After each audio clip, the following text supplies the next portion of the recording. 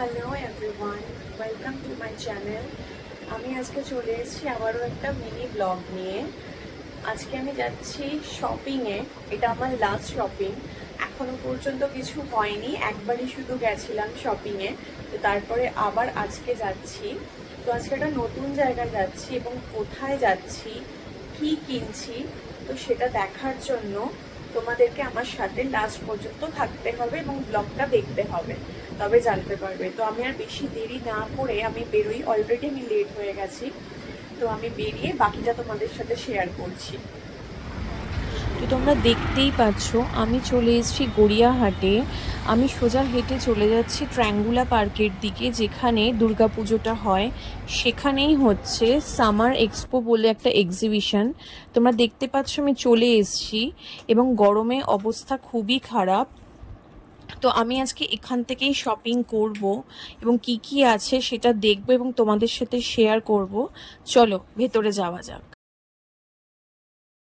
তো কত ধরনের স্টল আছে, হোম ডেকর থেকে শুরু করে, বহু ব্যাগ থেকে শুরু করে, জুয়েলারি থেকে শুরু করে, নানান ধরনের ম্যাটেরিয়ালের শাড়ি, কটন বলো, সিল্ক বলো, আরও অনেক কিছু।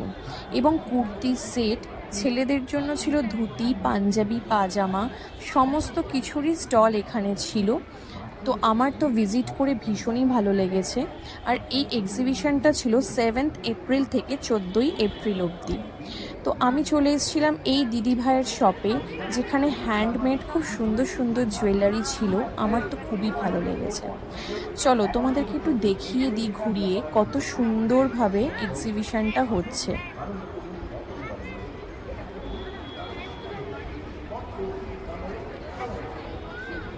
তো তোমরা দেখতেই পেলে কি সুন্দরভাবে এক্সিবিশনটা হচ্ছে এবং কত লোক সেখানে রয়েছে। আজকের ব্লগটা আমি এখানেই শেষ করলাম। আপনাদের ভালো লাগলে আপনারা অবশ্যই লাইক করবেন, শেয়ার করবেন, আর আমার চ্যানেলটিকে বং আনুকে সাবস্ক্রাইব করতে ভুলবেন না, আর পাশে বেল আইকনটা অবশ্যই প্রেস করবেন। আজকের মতো টাটা, গুড নাইট, আপনারা ভালো থাকবেন। আবার দেখা হবে পরের একটা ব্লগ নিয়ে।